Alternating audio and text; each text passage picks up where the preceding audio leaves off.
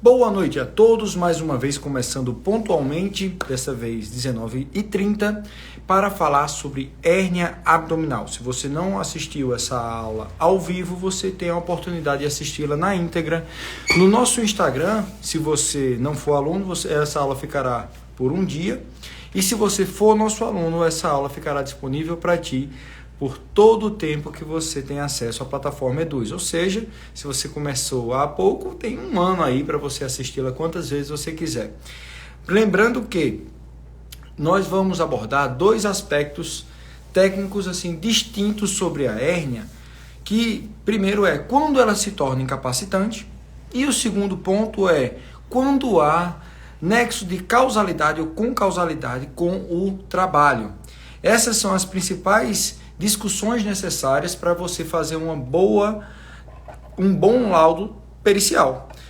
Mais uma vez aqui, como sempre, nós vamos deixar um tempo para que vocês entrem, para que vocês consigam assistir a live na íntegra.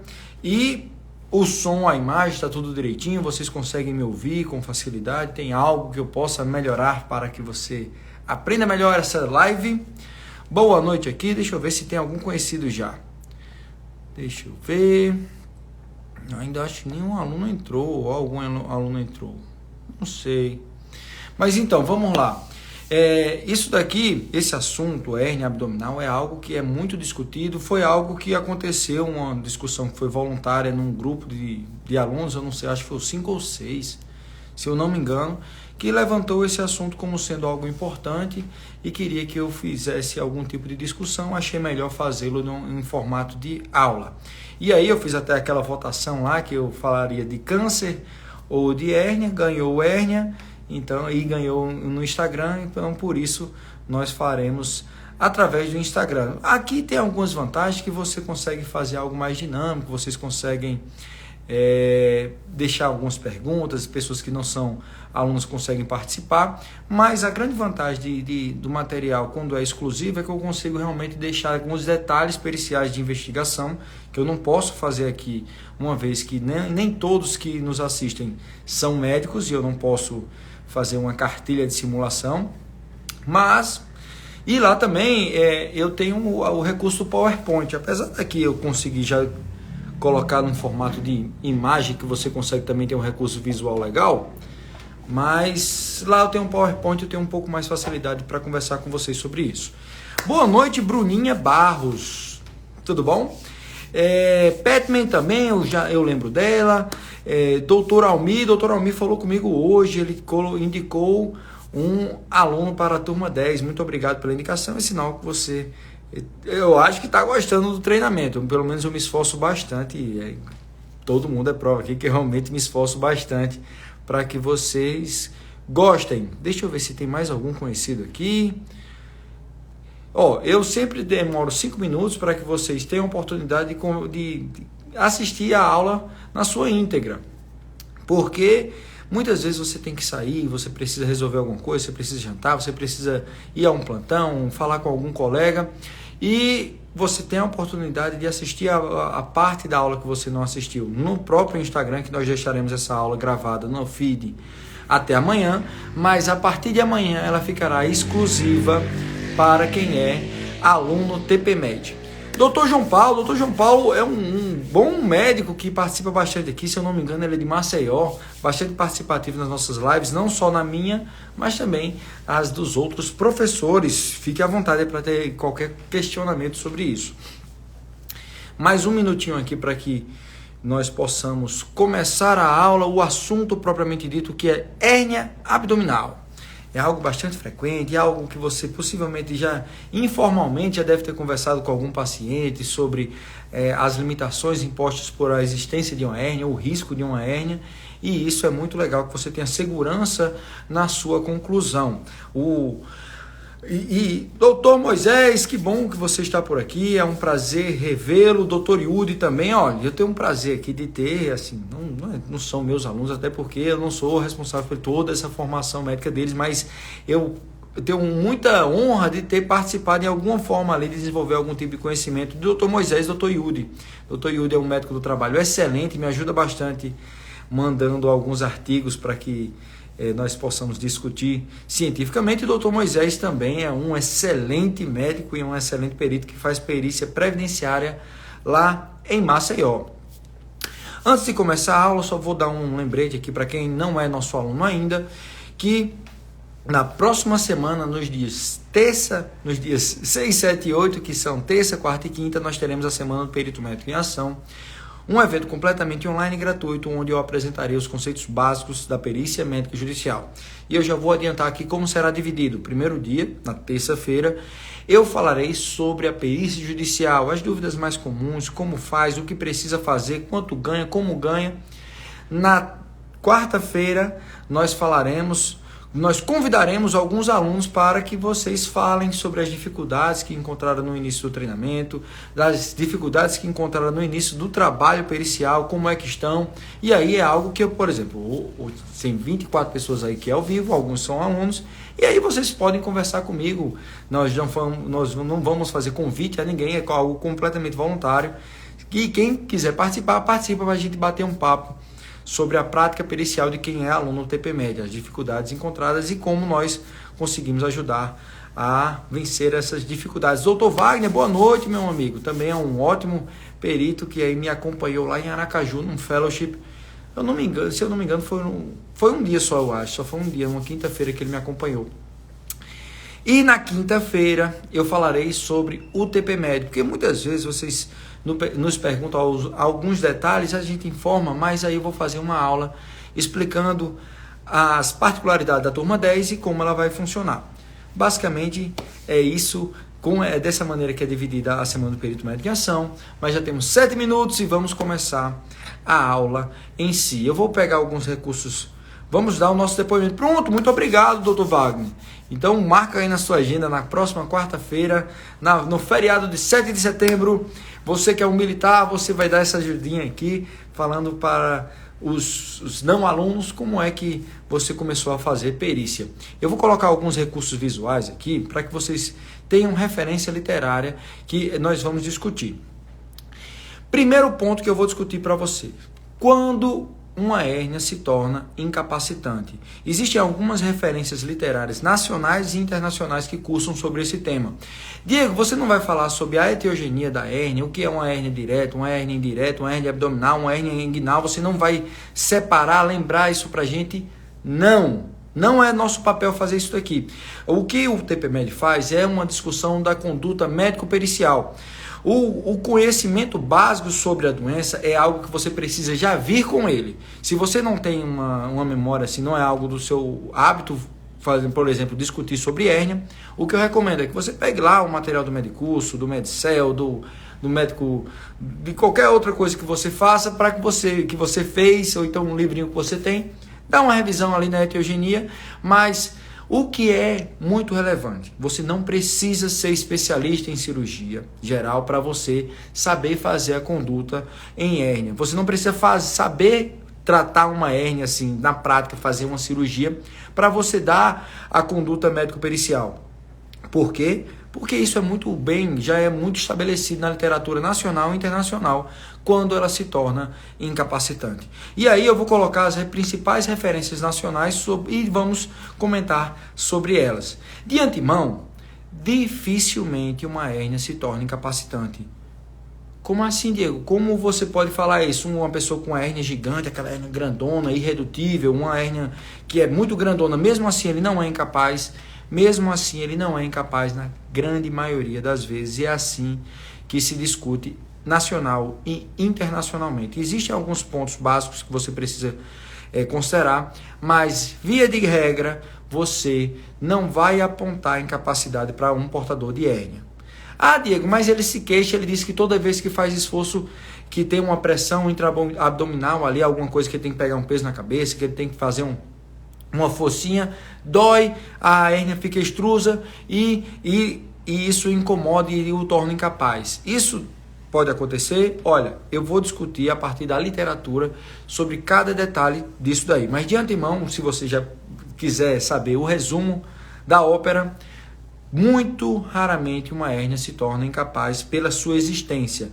Na literatura nacional, ela fundamenta muito melhor a questão do repouso pós-cirúrgico, o Z54.0, que estabelece algum período ali para a recuperação do trabalhador. Mas pela existência da hérnia, ela não fala muito bem sobre isso não. E eu vou mostrar as referências uma a uma. Vamos lá, vamos colocar as referências aqui para vocês. Vocês conseguem ver esse daí? Pronto, ó. Eu fiz aqui um recorte de uma literatura nacional que é o manual da Unesp. O que é que ela fala sobre hérnia? Tem aí, ó, C, hérnia aderência. Ah, não, desculpa, esse daí não é o da Unesp, não. Esse aí é o Manual de Capacidade de Portugal. O Manual de Capacidade de Portugal é algo que ele não é algo absoluto assim em relação, ele não é tão objetivo, mas eu vou te explicar mais ou menos como acontece. O Manual de Capacidade de Portugal, ele pontuou aí a hérnia e eu vou ler o que ele coloca. Hérnias são corrigíveis cirurgicamente, isso aí você também já sabe, na maioria das vezes existem algumas que não são, mas podendo todavia persistir aderências e valorizar segundo as repercussões funcionais, numa taxa de 5 a 10. Diego, o que é 5 a 10? É 5 a 10%? Não necessariamente, esse 5 a 10 ele pode subir dependendo do caso. Como assim?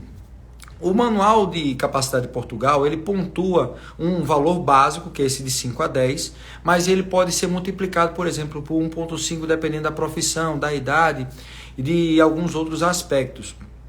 Então, vamos supor, uma pessoa com uma hérnia, a existência de uma hérnia, pronto, tem uma hérnia, eu sou o quê? Sou médico, certo? Então, você teria uma perda mais ou menos de 5 a 10% da sua funcionalidade pela existência da hérnia ali.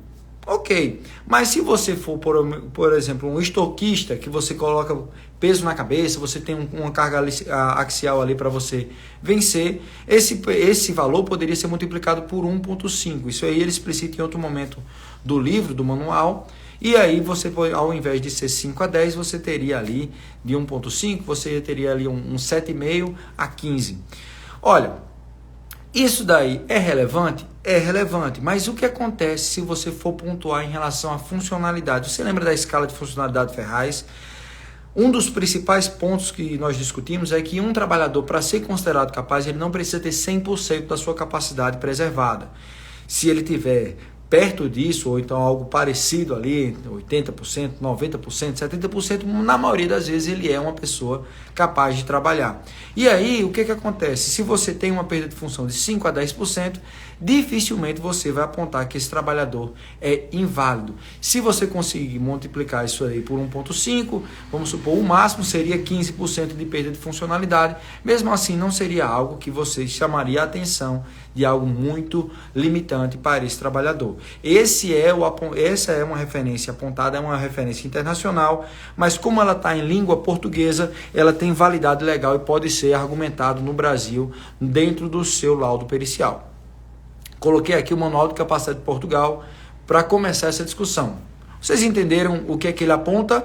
Como é mais ou menos? Então, basicamente ele diz que se você tiver uma hérnia, dependendo do tipo de hérnia, do tipo de trabalhador, do tipo perfil, se ele é um obeso, se ele é um atleta, então, dependendo do tipo de hérnia, tipo de trabalho e tipo de doença, vai variar ali de 5 a 15% de perda de funcionalidade do trabalhador. O que não é algo que vai chamar muita atenção. Você não vai dizer que o cara é inválido para sempre, todo sempre, na maioria das vezes, por essa perda funcional.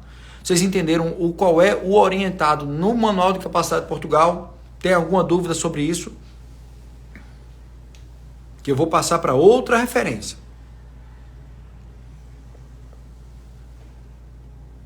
Pronto, passaremos para outra.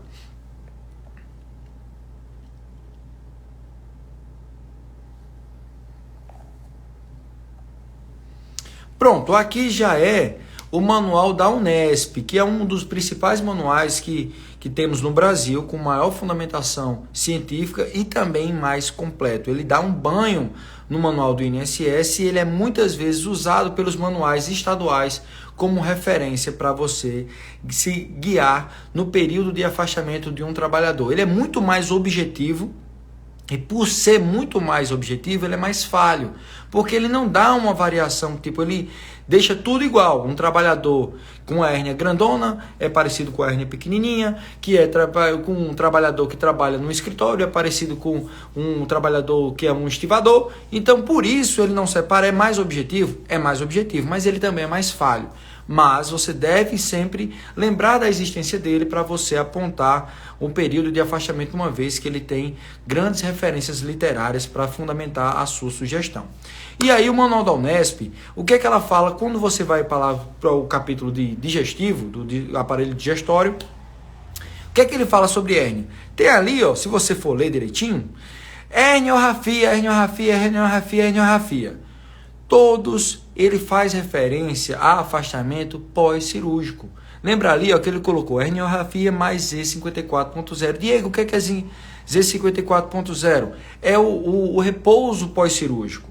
Ou seja, no próprio manual da Unesp, ele não aponta a simples existência ou a sintomatologia, mesmo que ela seja assim realmente comprovada, como sendo incapacitante. Ele não fala com relevância legal sobre isso.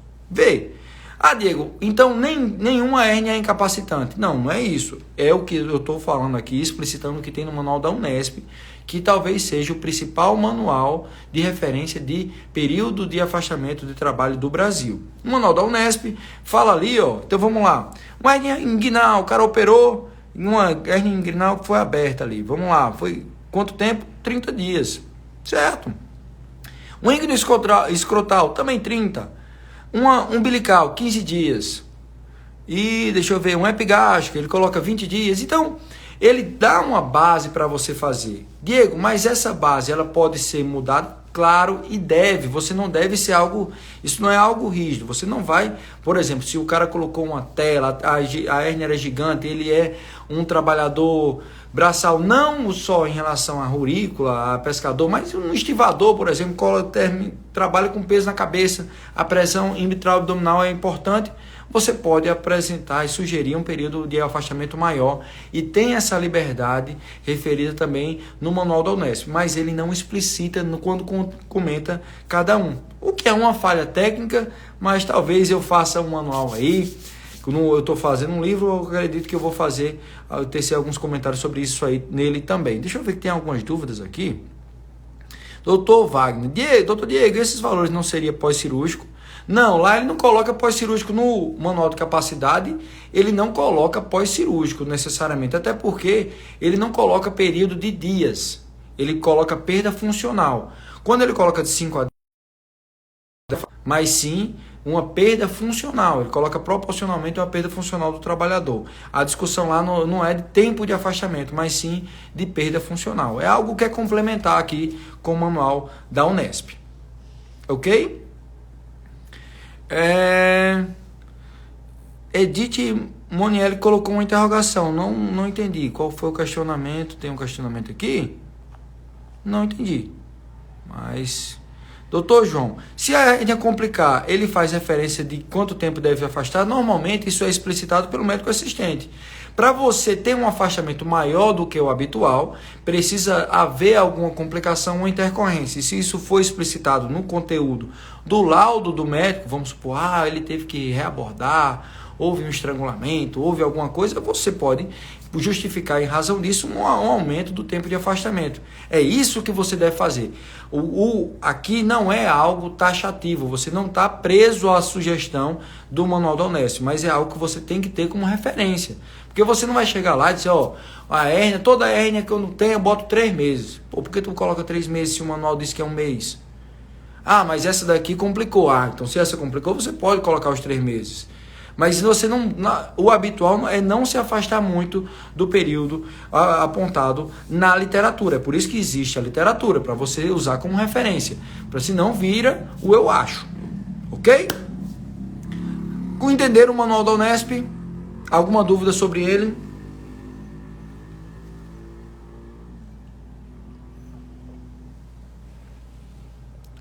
Edith Monielli, no caso do idoso, a incapacidade pode multiplicar por um e meio ou outro valor? Isso aí vai variar de acordo com o que você acha. Porque Se você atribuir que a existência da hérnia ela dá uma limitação maior em decorrência de ser idoso, você pode multiplicar e justificar, mas você tem que fundamentar isso aí direitinho. Eu acredito que é justificável. Ele tem uma hérnia, é idoso, você multiplicou ali, ele tem uma perda funcional de 15% da sua capacidade de trabalho. Eu faria isso. Ok? Podemos passar? Tem algum para não ficar acumulando ali dúvida, para não ter que ficar voltando para a discussão de cada material, que eu vou discutir cada referência que você deve usar na discussão sobre hérnia. Alguém tem mais alguma dúvida sobre esses dois materiais que a gente discutiu há pouco? Não? Então passaremos aqui para o próximo.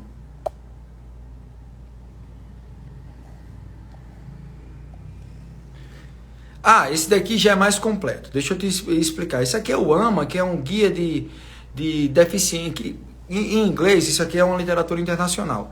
Em inglês, ele significa que é um guia de avaliação funcional, que ele coloca a avaliação de deficiência. Só que esse termo deficiência não seria traduzido dessa forma aqui no Brasil. Então é um guia de avaliação funcional e ele talvez seja o manual mais completo quando se refere à hérnia. E aí, o que é que ele coloca no capítulozinho que fala sobre hérnia? Ele fala um pouquinho antes, algumas coisas. Quais os dois materiais? O material da Unesp mais o Manual de Capacidade de Portugal. O Manual de Capacidade de Portugal foi o primeiro, o Manual da Unesp foi o segundo, e agora é o AMA, certo? Que é uma referência em inglês. Diego, mas em inglês eu não posso fazer uma citação explícita sobre ela, mas é uma discussão científica que estamos fazendo aqui. Você não pode explicar, lembrando que no conteúdo do seu lado você não pode argumentar, colocar essa tabela, por exemplo. Mas é algo que vai importar na sua discussão se você souber mais ou menos o que acontece aqui, como é a referência literária americana na avaliação de capacidade sobre hérnia. Então ele coloca ali, ele tem um textozinho introdutório sobre a hérnia, que não fala muita coisa, mas ele coloca esse quadro que é bastante completo, e eu gostaria de argumentar algumas coisas com vocês. Primeiro ponto, ele coloca o quê? Que a análise, o exame físico, ele é o ponto-chave. O exame físico, essa partezinha aqui, a última linha lá da tabela, ela seria o ponto mais importante, o ponto determinante na análise pericial, na análise funcional do seu autor. E aí ele separou em 4 graus, contando com 0 seriam 5 graus. Qual seria o grau 0? Seria aquela pessoa que fez uma cirurgia de hérnia e está assintomática, só que você está com medo dela ter uma ruptura e herniar novamente. Colocando no contexto do trabalhador e algo parecido aqui. Vamos supor que um trabalhador que ele é pescador, ele fez a sua cirurgia de hérnia inguinal, fez a cirurgia perfeita, tá? Fez a cirurgia está tranquila, ele está sem queixa. Só que ele tem medo de voltar a fazer esforço e a hérnia voltar a aparecer. Quando um trabalhador se tornaria incapaz pelo risco de ter uma hérnia? Quando? Nunca! Essa é a orientação do Manual AMA. Ele coloca ali no grau 0, que é algo que você não deveria apontar, sugerir um grau de incapacidade ou perda funcional relevante pelo risco de nova herniação. Isso você não deve considerar. Diego, isso aqui é meio óbvio. Não é óbvio não, viu? Muito processo, muita perícia é motivada pelo risco de agravo à saúde do trabalhador. Isso daqui você precisa levar em consideração. O AMA classifica como grau 0 aquele que é apenas o risco de nova herniação. De nova, viu? Se você, por exemplo, eu nunca tive hérnia. Mas se eu fizer um exercício, se o meu trabalho for ali que exigir uma carga axial, uma pressão intraabdominal maior, eu tenho um risco maior de ter uma hérnia. Então, eu me tornei incapaz de ser isso aí? Não, ele considera que nem isso, né? Esse que nunca teve hérnia não entra nem na discussão. Mas aquele que teve hérnia, fez o tratamento, está direitinho, pelo risco de herniar, não se discute incapacidade para esses trabalhadores. É assim que se orienta o manual AMA, que é o principal manual americano. Alguém tem alguma dúvida sobre ele? Eu me empolgo aqui, rapaz, conversando, e acaba que eu me perco nas dúvidas. Tudo tranquilo sobre o grau 0. O grau 1 é algo que não acontecerá na perícia. Por quê? Porque é o autor pouco sintomático. Isso não acontece. Vamos trabalhar com a realidade, isso não acontece.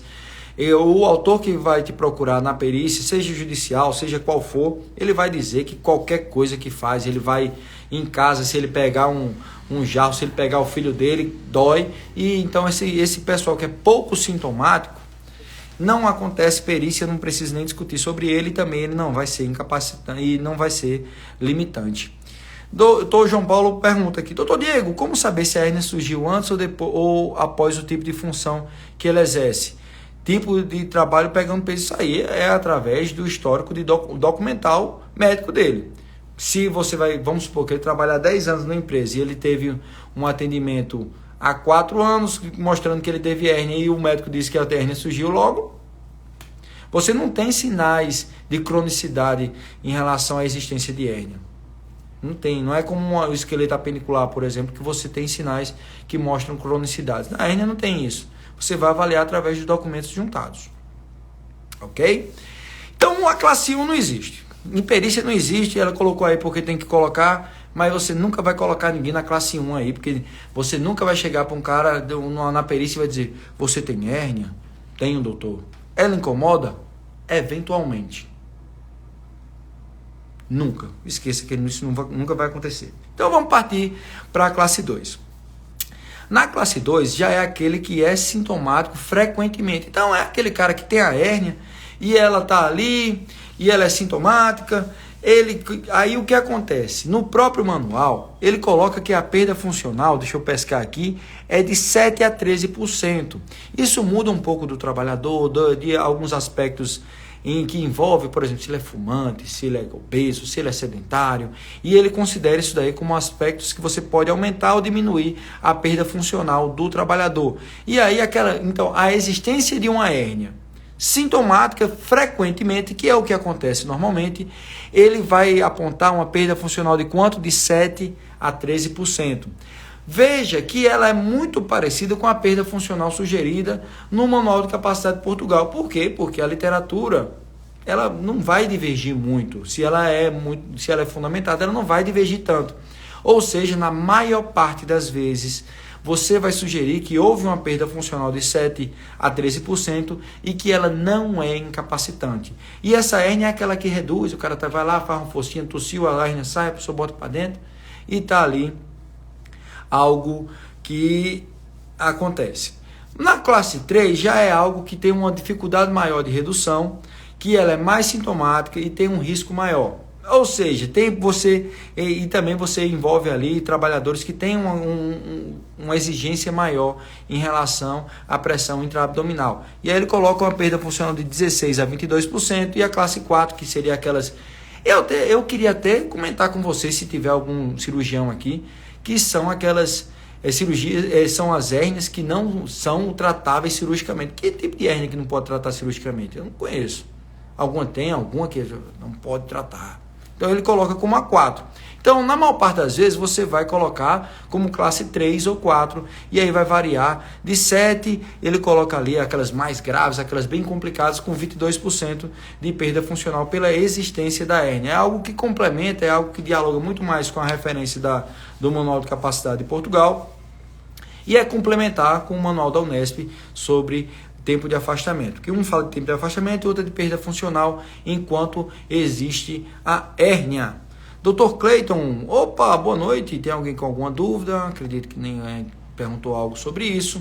E aí, o que eu quero lembrar aqui na discussão sobre o AMA, que ele é muito, assim, concorda muito com o Manual de Capacidade de Portugal, e você pode usá-lo numa discussão científica, mas não deve usá-lo explicitamente dentro de um conteúdo de um laudo, porque é em língua estrangeira. Doutor, o manual fala algo sobre diástase de parede. O simples fato da diástase de parede existir não é incapacitante, e ele fala na questão da herniação também. É um tipo de hérnia abdominal e ele não é irrelevante na discussão funcional.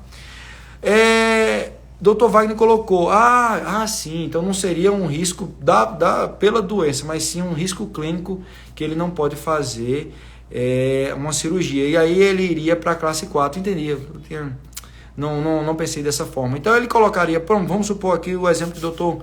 Wagner colocou, ele tem uma hérnia muito sintomática, gigantona, tem risco de estrangular, aquela coisa toda, cara obeso, tem um asa 4 e não vai fazer cirurgia porque senão ele vai morrer na sala de cirurgia. E aí você vai discutir que a perda funcional é de 25% a 30%, e isso envolve muito o tipo de profissão que ele faz para você sugerir algum tipo de incapacidade para esse trabalhador. Lembrando aqui aquilo que eu falei no começo da aula, hérnia, pela simples existência da hérnia, independente do seu tamanho, se ela é redutível e irredutível, ela dificilmente é incapacitante.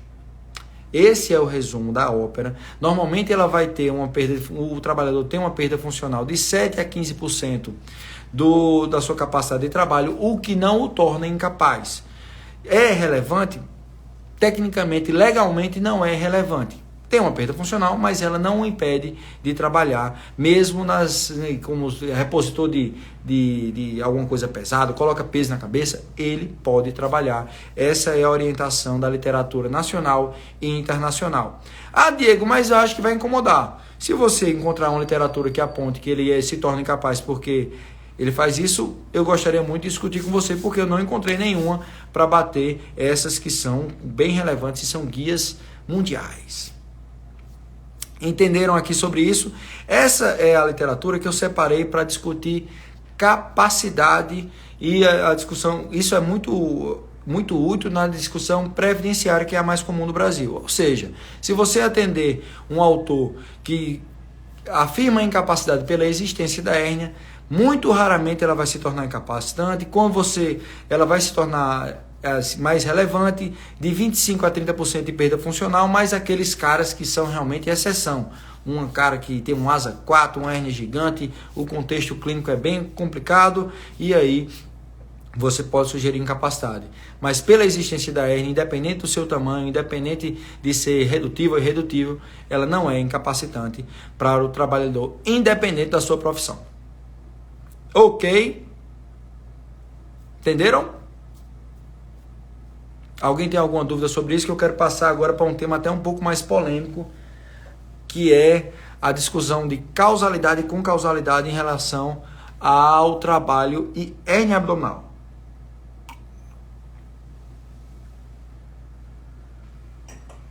Ok, então vamos lá, vamos passar para o segundo ponto da aula, que é a discussão de causalidade e concausalidade, também tudo referenciado pela ciência. É algo que você encontra poucas vezes aí no Brasil quando você discute sobre perícia, viu? Você tem muito eu acho de especialista em determinada área do conhecimento. Por exemplo, um cirurgião bariátrico, um cirurgião digestivo aí com grande referência, ele vai colocar ali umas datas, mas se você for colocar uma discussão médico-pericial, conduta médico-pericial, dificilmente ele pode ter uma conduta diferente dessas que nós argumentamos aqui, porque nós usamos a literatura melhor do mundo. Vamos lá, vamos para o segundo ponto.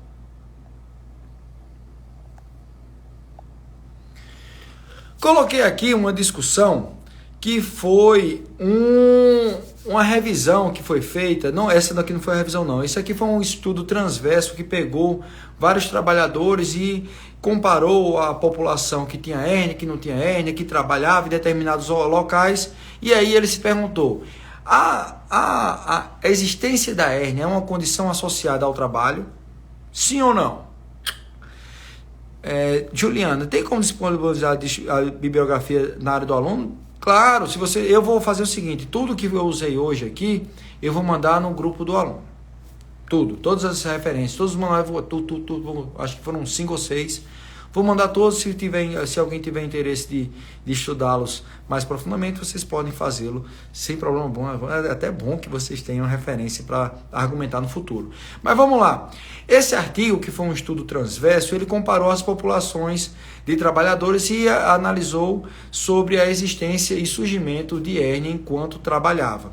E na discussão desse artigo, ele coloca situações extralaborais como também relevantes, como obesidade, se ele é tabagista. Como assim se ele é tabagista? Porque ele vai ficar tossindo muito, vai aumentar a pressão intraabdominal e ele vai ter um risco maior. A existência daquele lá do processo vaginais, aquela que é presente em 20% da população, ele que falou lá, sedentarismo. Então tem algumas situações que são que ele considera relevante.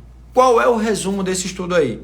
Ele não encontrou uma relação estatisticamente relevante entre tipo de profissão, se há algumas atividades e a existência de hérnia. É como se o trabalhador, independente da sua profissão, se ele fosse ter hérnia, ele terá. Como assim? Lembra daquela discussão da aula do módulo 5 sobre nexo de causalidade ou concausalidade? Qual a primeira coisa que a gente precisa perguntar? Sem a ação, haveria o dano? Porque se você atribuir que sem a ação haveria o dano, acabou a discussão. Acabou a discussão. E o que é que foi concluído aqui nesse estudo? Foi que as pessoas que tiveram hérnia no trabalho, elas teriam hérnia sem ser do trabalho.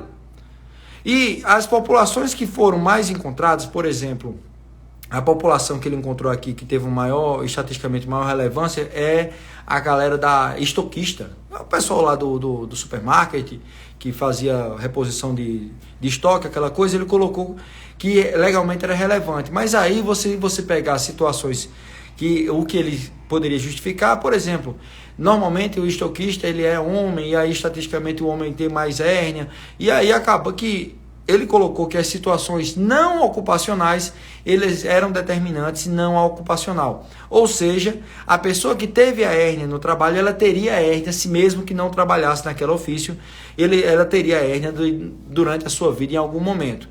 E a atividade, independente dela, ela não é relevante sobre discussão de nexo de causalidade. Essa é a conclusão desse estudo, que foi um estudo transverso.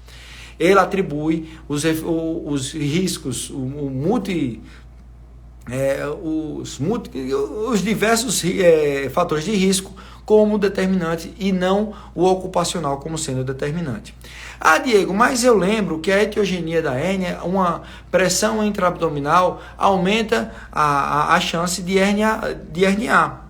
Ok, mas o que o estudo fala é que uma pessoa, independente do trabalho que ela tenha, se a pessoa trabalha habitualmente fazendo força, ela tem um fortalecimento muscular e deixa aquilo ali pode até proteger. Mas dificilmente uma pessoa nunca vai fazer força durante a sua vida extra-ocupacional. Então, se a pessoa teve uma hérnia ali, ela iria ter uma hérnia, sei lá, pegando o filho dela em casa, pegando a feira no carro, ela ia herniar de todo jeito. Ou seja, aquela primeira pergunta que eu falo para vocês no módulo 5, que quando vamos discutir nexo, a gente primeiro tem que perguntar, sem a ação, haveria o dano?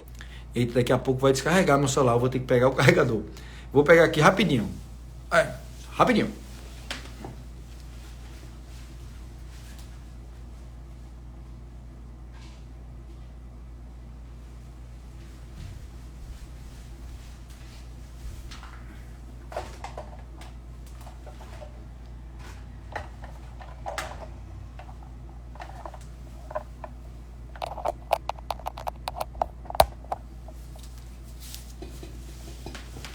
Agora eu acho que vamos até o fim.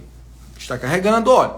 Então, aquela primeira discussão, aquela primeira pergunta que você precisa fazer para saber discutir nexo de causalidade com causalidade, a resposta desse artigo, que foi um estudo transverso, é que sem a ação, sem o risco ocupacional, haveria o dano, independente da exposição que o trabalhador teve no seu ofício. Isis, tem muita perícia assim, principalmente na justiça do trabalho. É isso que eu queria separar aqui. Na perícia previdenciária, aquela primeira discussão que tivemos sobre análise funcional, de perda de função e perda de capacidade de trabalho, ela é a mais relevante. Mas quando você vai para a perícia trabalhista, que também tem um volume imenso, o que a literatura fala? Para você não associar nem nexo de concausalidade para casos de surgimento de hérnia no trabalho. Por quê? Porque O que acontece habitualmente, se você for discutir com um médico do trabalho, com um cirurgião, o que eles informam, a sugestão informal é que você poderia atribuir como acidente de trabalho quando o trabalhador se queixa daquilo e a hérnia surge até 3 dias depois da queixa. Então ele se queixou que teve uma dor ali na barriga, ali na virilha, e depois de até 3 dias houve o surgimento da hérnia, e aí você poderia associar como um acidente de trabalho pelo surgimento. Mas esse artigo em especial, ele afirma que aquilo ali aconteceria mesmo sem o risco ocupacional que o trabalhador estava submetido. Diego, mas ele é um mecânico, ele pega muito peso. Certo, mas se ele não fosse mecânico, ele também teria aquela hérnia. Não é pela exposição ao peso lá no trabalho que ele criou a hérnia, mas sim pela fragilidade extraocupacional. É isso que é determinante e é isso que esse artigo falou. Certo? Gabi, eu estou com um caso numa perícia com a petição inicial que o autor disse que teve hérnias na coluna. Hérnia na coluna e inúmeras abordagens cirúrgicas devido à sua profissão de contador. É uma piada, né? E eu garanto a você que ele deve ter um laudo de um neurocirurgião ou de um ortopedista afirmando que ele teve essa hérnia porque ele era contador. É algo bizarro, mas eu acredito que ele tenha, que o advogado usou para fundamentar a peça inicial. Mas é para isso que criamos o TPMed, para tentar deixar a ciência reinando e não essas coisas aí que acontecem diariamente. Mas é isso, ó. Então, nesse caso aí, Gabi, não tem nexo nenhum sobre isso. Pode falar que a literatura fundamenta isso aí de longe. Nem hérnia abdominal tem, quanto mais hérnia de disco. E aí eu vou colocar outra referência. Vamos lá. Pronto. Essa aqui já é um artigo com um grau de relevância científica bem maior. E ele foi um artigo de revisão. Ele revisou centenas de trabalhos que falavam sobre hérnia, trabalho, risco ocupacional, incapacidade, surgimento de hérnia. Então ele colocou algumas palavras-chave, fez o link, estudou, colocou, analisou, e o que ele concluiu? A mesma coisa que o outro, que o risco extralaboral ele é determinante, e uma pessoa que teve a hérnia no trabalho, ela teria essa hérnia também se não trabalhasse naquilo ali. Ou seja, mesmo aqueles trabalhos que têm estatisticamente associação como estivador, auxiliar de carga e descarga, mecânico, que tem associação etiogênica por ter aumento da pressão intraabdominal, você não deve associar nexo de causalidade ou concausalidade, porque a ciência afirma que o fator extralaboral ele é o determinante e você não deve associar a concausalidade ou causalidade para o risco laboral. Entenderam? Basicamente, o que os estudos mostram, o que a ciência mostra, que a pessoa que teve uma hérnia trabalhando, ela teria uma hérnia trabalhando em outra coisa, ou teria uma hérnia sem trabalhar. Se ela ficar vivo, né? Por quê? Porque a pessoa faz força fora do trabalho também, e se ela não tiver um condicionamento físico legal, aquilo ali vai acontecer. Olha, acabei até mais cedo, rapaz, a discussão científica aqui do negócio. Lembrando que, se você já é nosso aluno, eu vou disponibilizar para vocês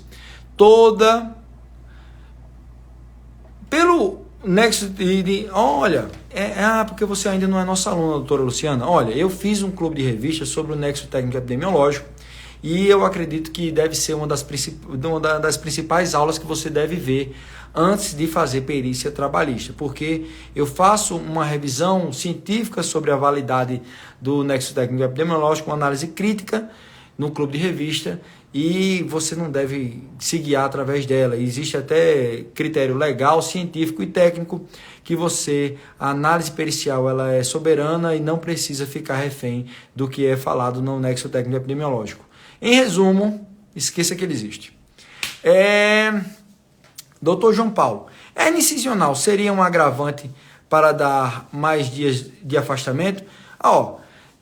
Pela existência da hérnia, doutor, ele não é incapaz. Ele não seria incapaz porque uma hérnia voltou. É aquilo, lembra tem que levar em consideração todo o contexto, mas de modo geral não seria algo que você deveria mandar ficar mais tempo afastado porque a hérnia foi recidente, ou a hérnia cinzonal, ou porque ela apareceu em outro lugar. Não. Edith, e o senhor tem alguma indicação dos artigos em português? Tenho, tanto é que eu vou deixar todos, ao término dessa live, eu vou colocar esses dois aqui que foram em inglês, o AMA completo, o livro completo eu vou mandar para vocês, e também a Unesp e o Manual de Capacidade. Vou mandar os 5 para vocês, para que vocês tenham argumentação científica quando precisarem fazer perícia trabalhista ou previdenciária que curse sobre o conteúdo de hérnia abdominal. Vamos lá. Diego, mas eu ainda não sou aluno do TPMed, e agora quem poderá me defender? Eu vou colocar no grupo da lista de espera também. Ciência não deve ser compartilhada, ensino, conhecimento deve ser compartilhado, principalmente quando ele vai fazer o bem ali, vai trabalhar para ajudar a justiça a ser algo mais justo. Então eu coloco no grupo da lista de espera também, ou qualquer pessoa que precise dessa referência literária, é só falar comigo que eu mandarei. Vou mandar nos grupos do 6 ao 9, que são os grupos que estão ativos, e também colocarei no grupo da lista de espera. Mas se você não estiver em nenhum deles, você pode falar comigo que eu te mandarei também. Doutor Diego, um exemplo do que falei seria uma tela infectada. Não teria como tempo maior? Exato, vamos supor. Lembra daquilo que eu falei. O manual da Unesp, ele sugere um tempo como base. Mas se houve complicação e você acha que o trabalhador precisa se afastar por mais tempo, você diz, olha, apesar de ser orientado um período de repouso de 30 dias, no caso e estudo, houve complicação, o que necessita de mais 30 dias para sua recuperação, de mais 60 dias para sua recuperação.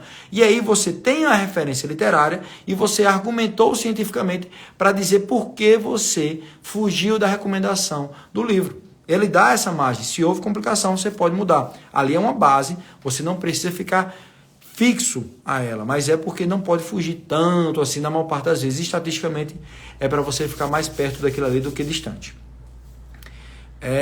Alguém tem mais alguma dúvida?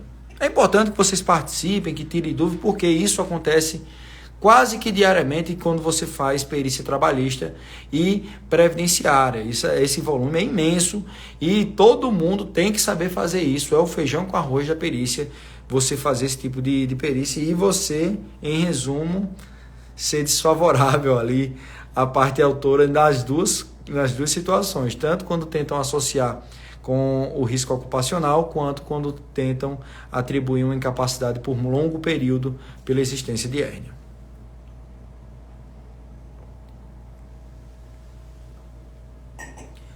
Lembrando aqui, já que temos aqui um intervalo para propaganda, semana que vem começaremos a nova turma do TPMed, a turma 10, que começará na quinta-feira, no dia 8 de setembro, começaremos a maior e mais nova turma do TPMed. Nós temos 177 pessoas na lista de espera, algo que é inédito. O nosso recorde anterior eram 130, ou seja, o negócio aqui está bem maior. E graças a Deus e graças a vocês, ao reconhecimento que vocês têm ao nosso esforço, acredito que cada vez mais nós vamos ali nos sedimentar como referência científica no mundo pericial.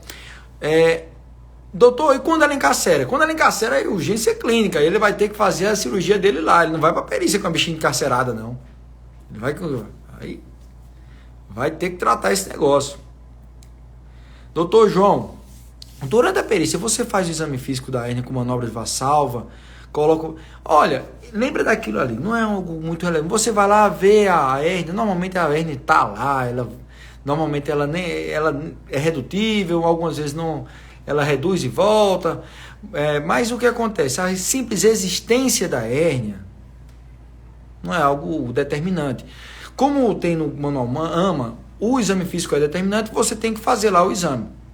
Você vai lá, pede para o paciente, para o autor, no caso, abaixar a calça, faz a forcinha lá, você vê, é redutivo, pronto. Você descreve para deixar mais completo o seu laudo, mas não é algo que é determinante, o determinante é a literatura. Qual o tempo de recuperação que devemos colocar? Lembra daquilo que eu coloquei como referência da Unesp, doutora. Ela coloca ali em média de 30 dias, 20 dias, 15 dias, dependendo do tipo de hérnia, depois da cirurgia. Mas aí, como eu falei para o doutor João Paulo, esse período pode ser um pouco maior, por complicação, intercorrência, ou então pelo estado, até o estado sociocultural do autor. Vamos supor que o cara é um mendigo não, que não seria trabalhador, mas um cara muito fraquinho, talvez você precise afastá-lo do trabalho por um tempo maior, porque ele vai ter uma dificuldade maior de tratamento depois. Doutor Wagner, pronto, o que eu entendi é que uma hérnia, mesmo que o autor não queira ser submetido à herniorrafia, em raríssima situação seria considerado incapacidade legalmente relevante. É isso. Existem casos, existe aquele grau 4 lá, perda de 30% que o AMA coloca, é raríssimo. Pode acontecer, mas na grande maior parte das vezes não é o que você deve apontar na sua perícia, para insatisfação dos autores e dos advogados. Mas é isso que tem na literatura. Não estamos aqui para agradar, estamos aqui para ensinar. Vamos lá, temos mais 10 minutos de live. Vou confessar uma coisa aqui, que eu sinto falta quando eu demoro aqui para fazer lives com você, fazer aula ao vivo. Eu sinto falta, mas é porque eu fico com medo de deixar muito conteúdo e as pessoas se assustem com a dinâmica. Eu sou um pouco mais ativo do que o habitual. E aí eu tento me policiar para não ficar dando muita informação sempre, para que vocês tenham condição de acompanhar. Mas vamos lá. Alguém tem mais alguma dúvida? É importante que vocês atirem. Mesmo que você seja nosso aluno, você tem a oportunidade de fazê-lo no nosso grupo de discussão. Mas se você não é nosso aluno, nos pergunte. Eu estou aqui para ajudar. Dessa vez o celular ia descarregando, rapaz. Já pensou?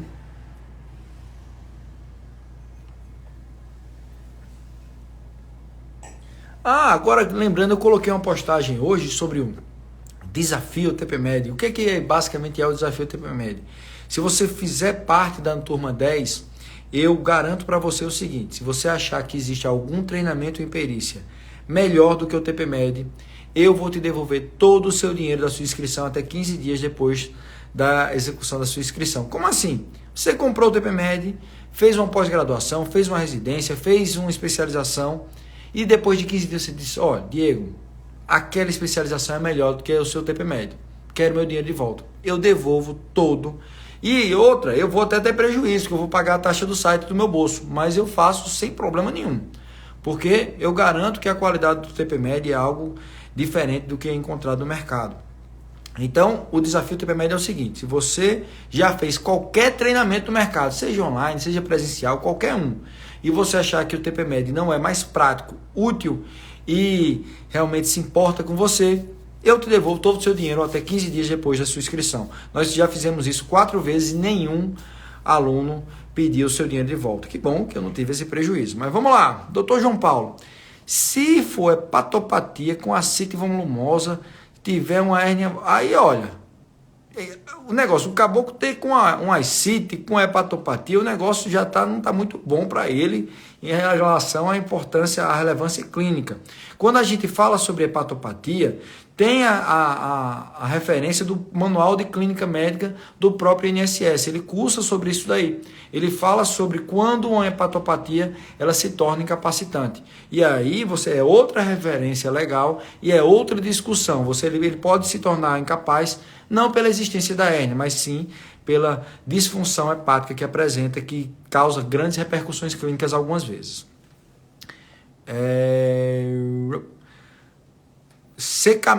O nome do pessoal aqui, eu não sei nem como eu chamo. Secameo, vou chamar de CK.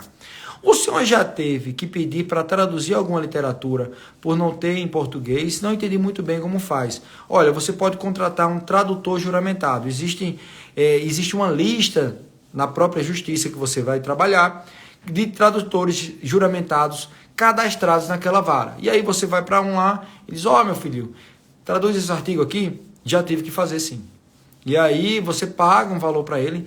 Normalmente, quando você vai fazer um capítulo, um livro, você não vai pedir para ele traduzir um livro, você vai pedir para ele traduzir um capítulozinho, um artigozinho ali de 4, 6 páginas. Falar a verdade que eles são carinhos, viu? É uma coisa assim que eu espera aí, até eu faço isso aqui, eu mando só para você assinar. Eu traduzo e você assina. Normalmente eles cobram R$1.000, R$1.500, R$2.000 para fazer a tradução de um artigo. Mas algumas vezes ele é relevante na discussão clínica de uma perícia. Já fiz algumas vezes. Doutora Luciana, João Paulo, nesse caso de dar sítio, o afastamento não seria pela hérnia, é isso que eu falei. Doutor Renato, está rindo? Que bom que você riu, não sei mais nem de quê. Doutora CK, entendeu? Que bom que você entendeu. Tem alguma outra dúvida aqui que eu gosto de ficar 1 hora conversando com vocês.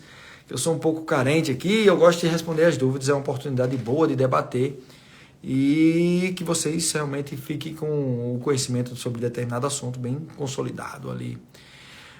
Lembrando que se você não assistiu essa live completa, você pode fazê-lo até amanhã, ela ficará disponível aqui no feed do nosso Instagram, mas se você for nosso aluno, ela ficará disponível para sempre, mas você não pode assistir para sempre, é só por 1 ano.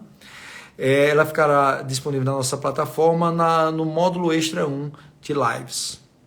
Doutor João Paulo, você sempre pede complemento com ultrassom? Nunca. Olha, deixa eu te falar. Nunca peça algo que vai prolongar o tempo do processo judicial. Por quê? Porque o juiz ele quer se livrar daquele processo. Ele quer um número como sendo algo... Você chegar para pedir uma nova avaliação de um médico, você chegar para pedir um novo exame, é algo muito ruim. E eu quero que você faça isso só como exceção. Dificilmente peça esses negócios no momento pericial. Se ele trouxe, ótimo. Se ele não trouxe, faz análise clínica porque ela é soberana. Como toda a literatura fala, não é o ultrassom que é determinante, é o exame físico. E você deve fazer o exame físico, você não precisa de nenhum exame para fazê-lo. Ah, Diego, ele não trouxe o ultrassom, o que é que tem? Nada, segue o jogo. Ah, mas eu queria um ultrassom. Tem? Ótimo. Não tem, não peça, você resolve com o que tem. Isso não só nesse caso, mas em qualquer caso. Evite pedir exame complementar ou qualquer documento médico para que você tenha que reabordar, refazer a perícia. A justiça não vê isso com bons olhos, não vai achar que você é mais cuidadoso. Eles vão ficar, aquele doutor ali fica só adiando as coisas e todo mundo resolve de uma vez só e ele fica adiando. Não faça isso. E outra coisa, até eu pergunto para você, quem vai pagar esse exame? Não tem uma referência técnica na justiça, quem vai pagar o exame que você pediu? A justiça? Ela não vai querer pagar, não. O autor, muitas vezes, ele é hipossuficiente, ele não vai querer. Ah, o SUS vai demorar para cibola para fazer. É você também não vai querer pagar. Então, para evitar toda essa discussão de quem vai pagar, de como fazer, de demorar, evite pedir. Faz uma live de visão monocular para fins de luas. Vou fazer agora. Vamos começar a live que o doutor Luciano pergunta agora. Live, pronto. Começando a live sobre visão monocular na discussão de luas. Nunca será favorável. Pronto, acabou. É porque, deixa eu te falar, eu tô brincando aqui, mas é porque visão monocular, ela é algo que é uma bizarrice científica você atribuir deficiência para esses casos legalmente. Como assim, Diego? Porque se você usar a referência, o instrumento de avaliação do Estatuto do Deficiente, ela pontuaria no máximo como tudo. Ou seja, porque no Estatuto, no índice de funcionalidade, ele vai ver a dificuldade da pessoa viver. Então, se ela precisa de tem dificuldade para comer, para dançar, para namorar, para dirigir, para pegar um ônibus, para ser carona, e o cara com a visão monocular, ele consegue fazer tudo. Ou seja, ele nem é considerado deficiente pelo Estatuto do Deficiente. Ah, Diego, mas tem uma lei agora nova que ele é deficiente. Certo, o deputado quis fazer, ótimo. Mas pelo índice de funcionalidade, que é o principal instrumento do executivo para avaliar a deficiência, ele não seria nem deficiente. E se você for ver o termo técnico de impedimento de longo prazo descrito na lei do LOAS, que é uma incapacidade para a vida diária por 2 anos, um cara com visão monocular precisa viver com outra pessoa. Por quê, meu Deus? Ah, porque ele é carente. Eu também sou, não consigo viver sozinho, mas não é esse o termo. A vida independente é que ele precisa de outras pessoas para viver. Se ele não consegue comer sozinho, não consegue ir ao banheiro sozinho. E um cara com visão monocular está distante disso daí. Ou seja, A live, assim, não foi o conteúdo da live, mas assim, não tem assunto para fazer uma live sobre isso. É desfavorável todas as vezes, porque a visão monocular está distante da limitação imposta pela lei do LOAS para ser favorável. Entendeu, doutora? Não, tem mais um minuto. Já que a doutora Luciana perguntou algo que é tema livre aí, 1 minuto para perguntar qualquer coisa. Sabatina. E para fins trabalhistas, olha, se ele se tornou assim, com visão monocular depois do trabalho, se ele era motorista, realmente isso é relevante, ele não vai conseguir mais ser motorista de caminhão, por exemplo, um aviador, por exemplo, algo que realmente requeira uma visão, aquela visão tridimensional, visão de profundidade, e aí você pode atribuir uma incapacidade nesses casos, mas ele normalmente é submetido à reabilitação e ele pode fazer outra coisa. Um cara com visão monocular ele não é incapaz de fazer tudo de jeito nenhum. E trabalho em altura, é capaz. Vamos lá. Alguém tem mais alguma coisa? Eita, alguém pediu para entrar aqui, mas eu acho. Risco de acidente. Lembra daquilo que eu falei. Se você for considerar risco de alguma coisa, que tipo o risco de surgir uma hérnia, aí a discussão vai quase para o campo filosófico. Tentar ser o mais objetivo possível. Edith, e a perda de visão devido ao acidente de trabalho? O que é que você quer saber sobre isso? Eu não entendi. Alexandro, CID em atestado quando o paciente volta exigindo porque a empresa não aceitou atestado sem CID. Devo pedir autorização expressa do paciente, ele assina e eu fico com o documento. Na verdade, toda a discussão do CID, temos até uma aula grátis sobre isso, de documentos médicos, sobre o preenchimento de laudo e enquanto médico assistencial e atestado, sobre a questão do sigilo médico. Para evitar todo tipo de confusão, coloca o cara para assinar e já segue o jogo. Ok? Doutor Wagner Barreto, professor? Oi, alguma dúvida, doutor Wagner?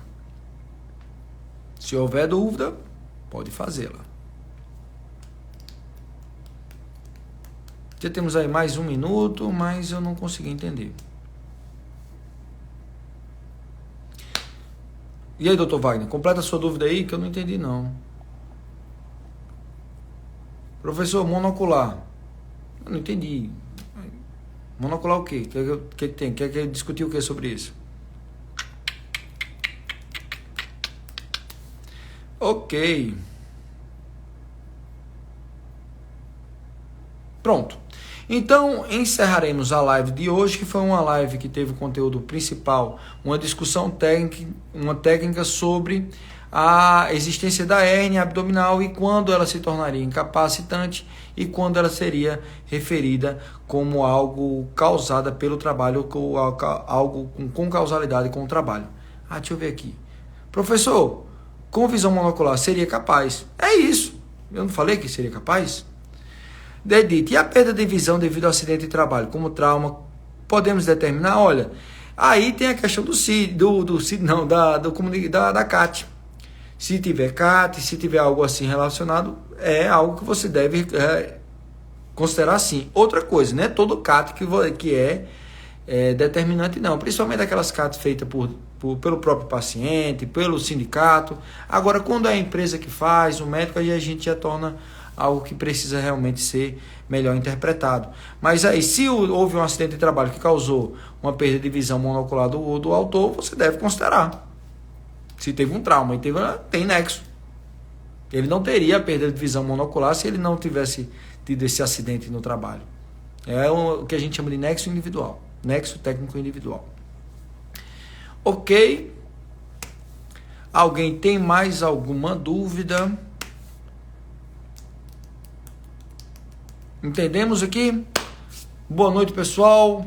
Bom descanso. Lembrando que quinta-feira teremos uma aula exclusiva para aluno com o doutor José Brasileiro e com o doutor Filipe Luz sobre perícia psiquiátrica no âmbito previdenciário da Justiça Federal. É muito relevante porque é um dos maiores volumes do Brasil e se você quer ter um bom volume pericial, talvez você queira explorar essa área também. E, por favor, fiquem atentos. Olha, eu vou fazer um pedido aqui, talvez esse seja um dos últimos contatos que eu tenho com vocês ao vivo, aqui no Instagram. Fiquem atentos ao período de inscrição, por favor. Toda turma tem isso daqui. A gente coloca 3, 4 dias ali para vocês fazerem a sua inscrição. E aí acaba que depois do período da inscrição, muitos alunos vêm nos procurar para tentar fazer parte da turma.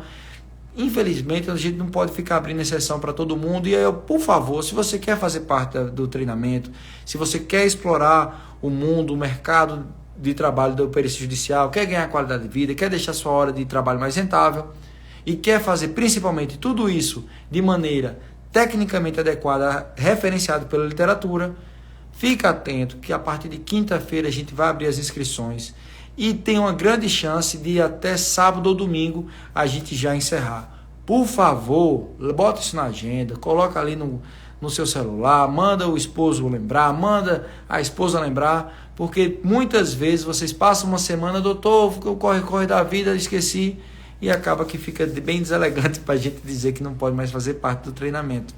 Estou aqui para ajudar e obrigado aí pela participação. Lembrando que eu vou mandar toda a referência literária para o grupo de todo mundo.